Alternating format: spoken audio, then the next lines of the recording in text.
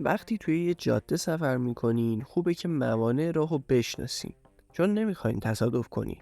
مگه نه؟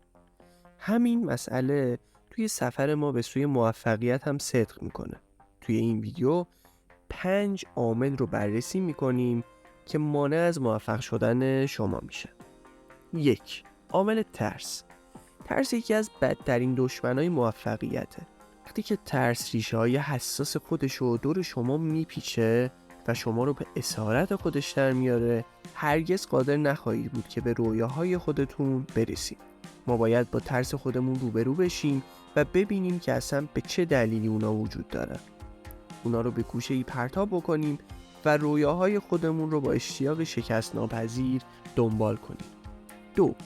رغبت و بی‌علاقگی. بی پرده بگم، اون چیزی که بسیاری از افراد رو از موفقیت باز می‌داره عدم داشتن انرژی و انجام کاریه که باعث حرکت به سطح بعدی میشه. اونا به نقطه‌ای میرسن که احساس راحتی میکنن و سپس خودشون رو برای چرتی به درازای تمام عمرشون آماده میکنن.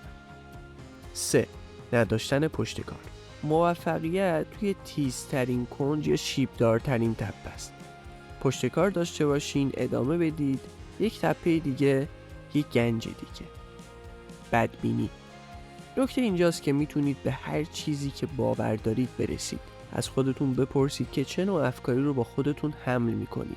آیا خوشبین هستین یا بدبین؟ اگه باور ندارین که میتونید برسید، پس نخواهید تونست. 5. انتخاب افراد نامناسب برای گذراندن وقتتون.